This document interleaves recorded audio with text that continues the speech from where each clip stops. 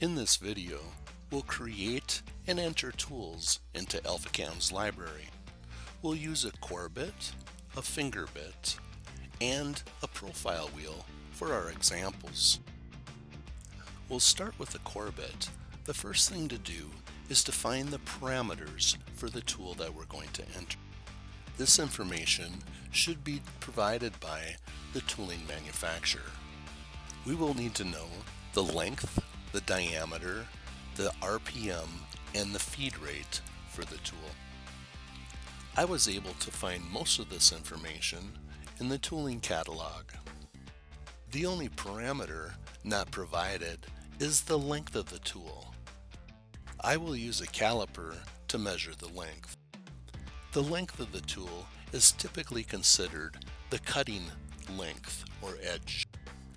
When I measure this distance with my caliper, it says 1 3/4 inch.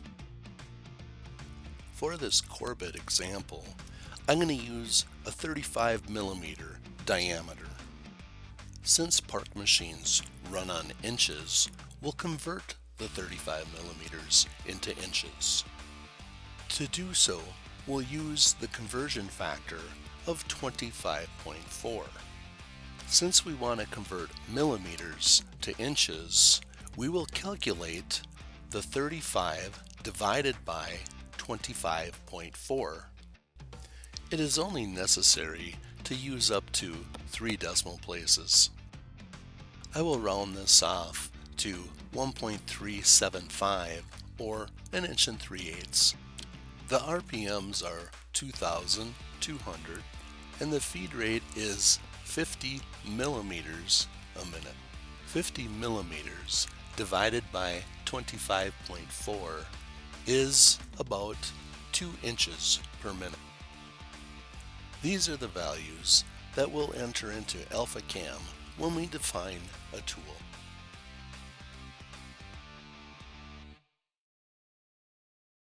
To enter the data into AlphaCam, we'll go to the Machine tab, and then we'll select Define Tool. The window that pops up gives us 7 different ways to define a tool. We will only be using either the flat end or the user-defined. The flat end is used for any tool that looks like a rectangle from the side. So we will choose flat end to enter the parameters for our core bit. The first field to fill out in this screen is the tool number. The tool number is the location or pocket that we will put this tool in at the machine. Since I'm going to put the core bit in position 1 of the tool changer, I will put a 1 in the tool number. The offset number should always be the same as the tool number. Therefore, I will put 1 in the offset number as well. The length of our core bit we've recorded as 1.75, so we'll enter that in. And the diameter is 1.375, so we'll enter that in as well. We'll leave the other fields in this column set to the defaults, except for feeds and speeds. We'll never use calculated feeds and speeds for stone tools. We'll rather put in the manufacturer's recommendation by selecting fixed. The spindle speed is 2,200 and the cutting feed rate is 2 inches per minute. The core tool is the only tool that we will match the fixed down feed with the fixed cutting feed. So we'll set that to 2 as well. This only applies to the core tool. For the units, we'll set to inch, the spindle rotation clockwise, and if ever there's an opportunity to check flood, we'll do so as well. With all the settings correct, we'll click OK to save the tool. Saving tools will default to the Tools folder, which as we can see is located in the local disk C AlphaCam, Lycom DAT, or the S-Tools folder. We use a standard naming format at Park Industries. We'll use 3 digits for the tool number enclosed by parentheses, followed by the name we've chosen to give the tool. This way, our tool library will be arranged by the tool number.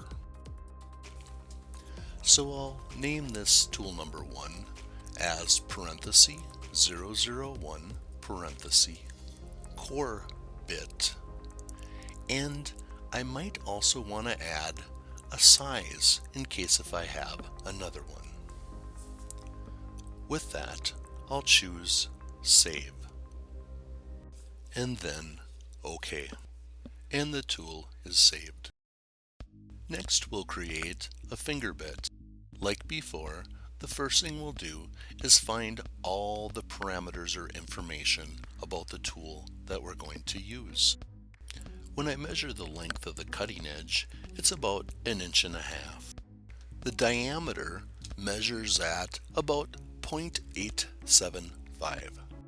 I'll use the recommended parameters of 5,500 for the RPM and 20 inches per minute for the feed rate. We'll create the finger bit the same way by going to Define Tool, and the finger bit is also a flat end tool. We're going to put the finger bit into position number 2 at the machine, so we'll change the tool number to 2, and that means we also have to change the offset number to 2. The length of the cutting edge of our finger bit is 1.5, and the diameter is 0.875. The information here we'll leave as default, and for the feeds and speeds, again we'll choose fixed. The RPMs, or the spindle speed, I'm going to use 5,500. The fixed feed is 20. And the fixed down feed for every tool other than the core bit will always be 50. The units are an inch, the spindle rotation is clockwise, and we will always make sure flood is checked. With this information all set, I'll click OK, and then I'll give it a name, starting with parenthesis 002 parenthesis finger bit, and I'll also put in the diameter as well. We'll hit save and OK. Now we can close out of here if we'd like, and we can go view our tool library, which is over by Select Tool, and here I can see displayed both my core bit that we made earlier and the finger bit. If I've made a mistake on a tool, I can easily go to it and click, and then right click on it and choose Edit Tool, which brings me back to the parameter screen. I can make my changes if I need, click OK. I can use the same name and just say save, replace it yes, and it has been updated and saved.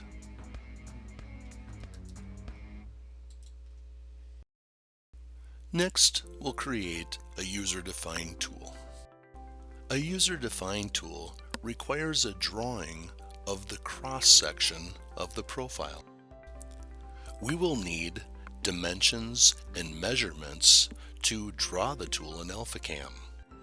We can usually find the information in a tooling catalog or using a caliper to take measurements. Sometimes the tool manufacturer can provide us with the DXF of the tool. The tooling salesperson should be a good resource to find that information. Park Industries also has a library of pre-drawn tools. You can contact our customer service department to see if we already have the tool you need drawn. There are 3 rules to drawing a tool.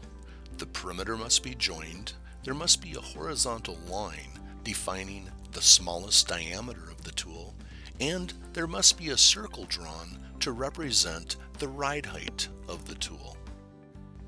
We will start by drawing a tool perimeter, and then we'll apply rule number 1, which is making sure that it is joined. I was able to find enough information to draw this tool in the tooling catalog. All of the dimensions shown are in millimeters, and they will need to be converted to inches for the Titan. I prefer to draw the tool with the millimeter measurements provided. Then, after the tool is drawn, I will convert it to inches with scale. To start drawing the tool, I'm first going to draw a rectangle. The rectangle that I draw will only be half the diameter of the tool. Later, after all the features are added, I'll mirror it for the second half. Start drawing a rectangle by choosing an icon or typing your shortcut key. And I'm going to start it at the first corner of X being 0 and the Y 0 as well. The X value, I'm going to type in my 73.953, and I'm going to take this value and divide it by 2 because we're only going to draw half. After I type that in, I'll enter so it can do the math for me. And the height of the tool is 51. Next, I'm going to create my reference for my small diameter. What I'm going to do is I'm going to offset this back line half of the small diameter shown on my tool drawing, which is 60. So I'll go to offset, and the distance that I want to offset is 60 divided by 2. I want to offset just a line, and I want it to be on the green layer geometry. With this, I'll say OK. I'll select the line that I want to offset, and I'll choose the side. Now, as I look at the radius, I see that this tool has a radius of 23. So how I'll approach this is I'm going to draw a circle. I'm going to draw a circle with the radius, and the radius is 23. I'll enter that in, and then I'll pick a center point anywhere in my drawing area because I'm going to move it into place next. So I'll choose move. I'm going to type M for move, and it says select, so I'm going to select what I want to move and follow through with the finish. For a base point, I'm going to use my F5 key, or otherwise known as a quadrant. There's also little icons that I can choose down here for a quadrant. When I choose quadrant by clicking on this icon or F5, I'll go up and select the circle by the quadrant by clicking on it. And now I'm going to set that quadrant down on the middle of my F7 button, middle of this offset line that I created. Next, I'm going to create the opening. As I look at the tool drawing, I see that it is 33. I'm going to create the opening by first of all starting by drawing a line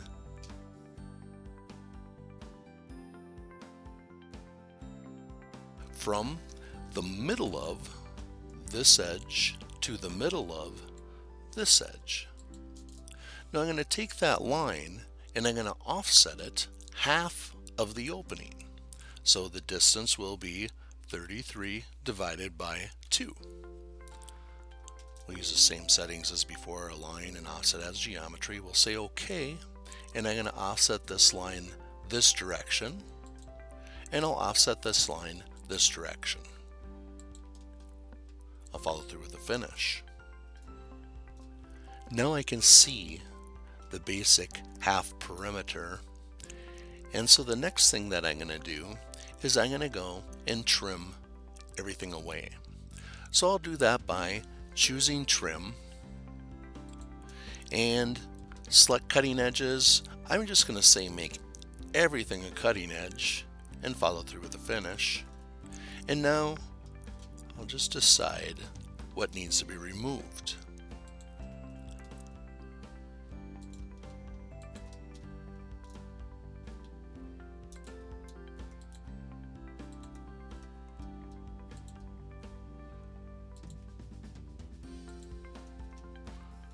That's all I need to trim, so I'll follow through with the finish. And then I can delete the rest. Delete all of this information, all this geometry, follow through with the finish. I can also draw small radiuses or fillets on the corner if I wish. It's not necessary, but I see in my drawing that there's small radiuses on the corners of the tool. So I'll choose fillet, and I'm going to put in a very, very small value just to get basically a physical appearance similar to what my tool drawing is. So I'm going to try a radius of 1. And I'll say OK, and I'll try a fillet between there and there. That looks about right. I'll put one there and there, and there and there, and there and there as well. So it looks similar to my drawing. And finally, I'll mirror this half of the tool. I'll do so by choosing mirror. When it asks to select objects, I'm going to select the half of my tool and follow through with the finish. For the first point of the mirror line and the second point of the mirror line, I will use the end of, which is my F6 key, and the end of, which is my F6 key. When it asks me to keep original, I will say yes in this case. I want both the left and the right side. And I'll follow through with the finish to complete. And now we can convert our drawing from millimeters to inches. To do so, we'll use scale. We'll choose scale, and when it says select objects, we'll make a window and select our entire tool drawing. And of course follow through with the finish. When it asks for a base point, I'm just going to click somewhere towards the middle of the drawing of my tool for the base point. Now, down below, we see the scale factor. We learned earlier in this video that the scale factor was 25.4. We'll use 1 divided by 25.4 to convert millimeters into inches. After typing that in, I'll enter, and it will do the math for me and enter that into my scale factor for my Y. So I'll simply have to enter again. And I'll follow through with the finish. As you can see, our drawing got smaller after the conversion. So I'm going to zoom all. After scaling, it's not a bad idea to check your dimensions. I'm going to do that by going up to CAD, and I'm going to choose dimensions, and I'll check a horizontal dimension. I'll say OK, and I'll snap to the end of this point and the end of this point, and I'll pull out a dimension and click to set it down, and I'll pull another horizontal dimension going from the middle of this arc to the middle of this arc. I'll pull my dimension out, and maybe I'll do an overall height dimension as well. So I'll go to the setting vertical, I'll say OK, and I'll go between the end of this and the end of that to get that dimension. And I'll compare my dimensions against a caliper to make sure that my measurements are all correct. After verifying that all my dimensions are correct, I'll go ahead and I'll undo to remove them. Now we can start looking at the 3 rules to a tool drawing. The first rule is the perimeter must be joined. There cannot be any overlaps or gaps. I'm going to make sure the perimeter is joined by going up and choosing Join. I'll select or window my whole drawing and follow through with the finish. I should only see one X when I turn brakes on. Here I can see that I only have one X showing on my tool drawing, but that doesn't necessarily mean that the drawing is closed properly. So I'm going to take my arrow on that X and I'm going to lay it on the X and I'm going to zoom with my roller wheel.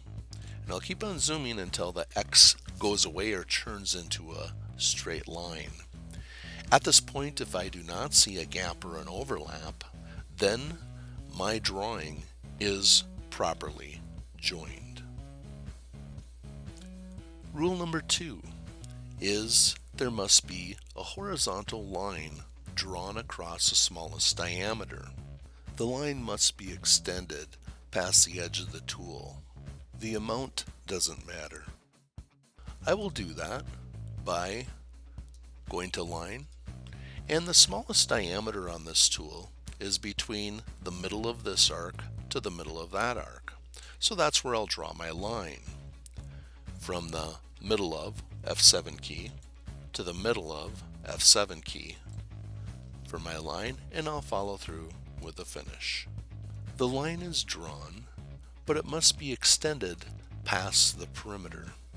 The distance doesn't matter, so for a distance I'm going to extend the line about 1/4 inch and 1/4 inch past each end. To do so, I am going to use extend by distance. When I choose extend by distance, I will enter a value that I want to extend, which I'm going to use 1/4 inch. I'll say OK, and I'll select this end of this line to be extended and this end of this line to be extended, and I'm done, so I'll follow through with the finish. Rule number 3 is there must be a circle to represent the ride height. The size of the circle doesn't matter, but the center of the circle must be drawn on the perimeter of the tool. As you can see, I've drawn a piece of material 3 cm thick with the polished side down as it would set on the Titan. If I were to move the tool up against the stone as it would be on the Titan, where the bottom of the stone or the polished side contacts the tool is where I would want my ride height. I can create this point by drawing a circle. The size of the circle doesn't matter. I like to make a circle with a diameter of about 0.1. Then it is important that I make the center of the circle on the intersection between the material and my perimeter. I'll do that by choosing intersection, which is F9, or I can use the key below, and I'll say the intersection, select first line or arc, and select second. When I click on here, the very center of the circle is on the perimeter of the tool. That is one way that I could get a ride height. Another way to get ride height, especially with a tool that's going to be centered on the material, is to take the line that I've drawn for the center or the smallest diameter and offset it half the thickness of the stone that I intend on running. So I'll go up to offset and I'll choose 1.181 divided by 2. And I want to offset just a line.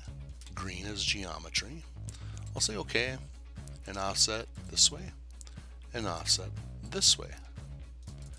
Now that I've offset, I can use this location to be the center of the circle for my ride height. So I can go up and draw a circle. I like to use the diameter of 0.1. I'll say OK. And it must sit at the intersection of this arc and this line. Then I'll delete my other offset lines.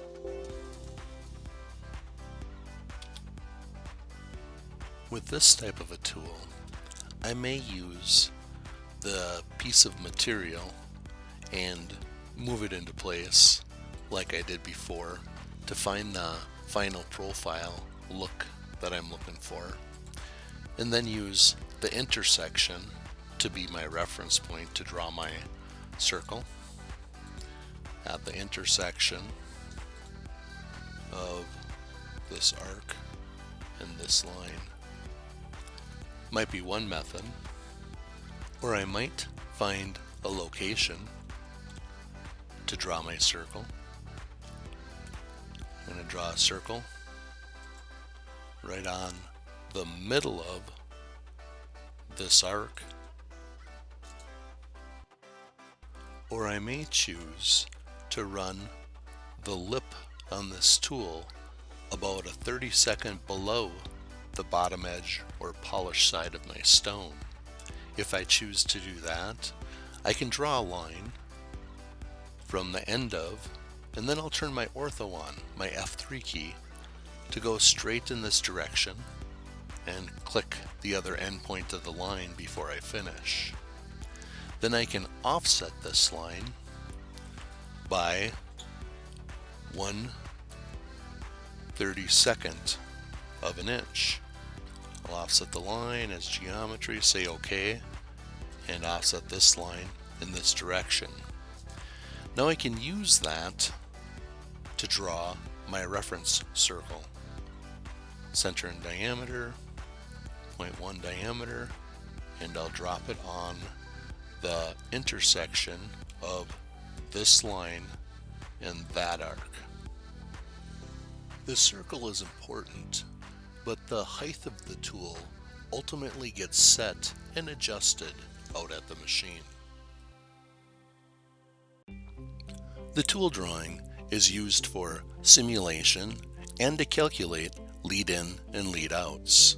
If the tool's diameter is within an 1/8 inch difference, then you can use the one drawing to enter all of them into the tool library. If there's more than an 1/8 inch difference in diameter, then draw each one. In this set of tools, the diameter is different more than an 1/8 of an inch between the metals and the polishers. So I've drawn a polisher as well. It's important that the circle used for ride height is in the same location on the profile of each tool. I've also typed in text to identify which is the metal and which is the polisher when I go to enter them. When I enter them, I must have the tool drawing open, which I do, and I must find the feeds and speeds for these tools, which were available in the tooling catalog. I'll start by defining the metal, so I'll move it closer into view. To define it, we'll go to the Machine tab, and then we'll choose Define Tool. From our choices, we will choose User Defined. At the bottom of our screen, it says Pick Geometry, so I'm going to pick on the cross-section or perimeter of my tool. This window that pops up is telling me that it was able to find all the information needed to correctly enter the tool into my library. If this window does not appear, it means that there is an issue with my tool. I'll click OK to acknowledge that my drawing is correct. I'll start entering information in like we did before. The tool number is the pocket location where we're going to put this tool. I'm going to start my set in position or pocket number 6, and that means my offset number has to be 6 as well. You can see that the length and diameter are already filled out, and AlphaCam got that information from the drawing that we selected. For my feeds and speeds, I'll choose fixed, and I look over at the manufacturer's recommendations, and I see I'm going to shoot it right down the middle, and so I'll type in about 6,750, and the fixed feed rate they recommend, I'm going to shoot it down the middle to start with, about 35. And our fixed down feed is always 50 for every tool except the core bit. Our tools are always drawn in inches. Our spindle always rotates clockwise. We always want to choose flood. And with all that information filled out, I'll say OK to save that tool into the S Tools folder. I'm going to use the same format we used before, parenthesis 006 parenthesis, and I'm going to call my tool a pencil, edge, position, capital POS 1. I also sometimes like to add an M to the end, so at a glance I can see that it's a metal. And with that, I'll choose Save. I'll go through those steps again for the next tool. User defined, select the cross section, OK that my tool drawing is correct. This tool is going to go in position number 7, offset number 7, spindle rotation clockwise, flood is on, the spindle speed is the same, the feed rate is the same, the fixed down feed is the same, so I'll say OK, and change the name accordingly. Position number 7, pencil edge, position 2 of the set, and it's still a metal tool. We'll continue these steps with all the rest of the metals.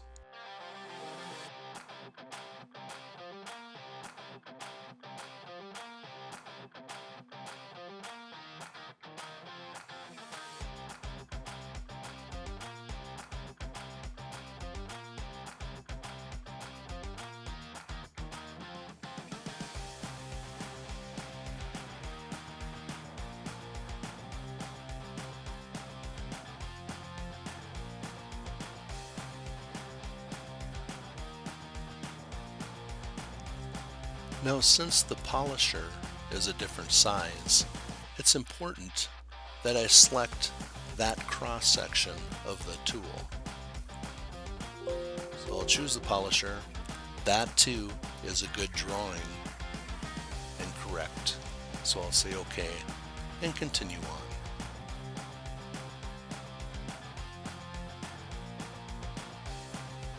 It's important that we don't spin a polisher too fast.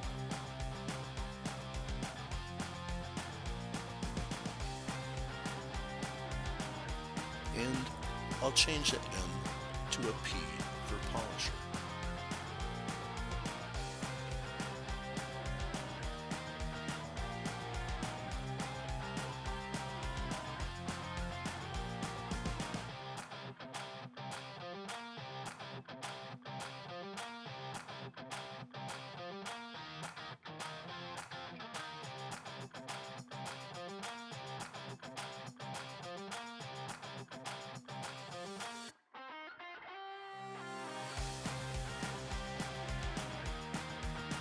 And now, this tool set should be saved in my tool library. I'll go to Select Tool, and I'll verify that all my numbers and all my feeds and speeds are all set to the manufacturer's specifications. And of course, if I've made a mistake, I can highlight it, right click, and choose to edit. Thank you for choosing Park Industries.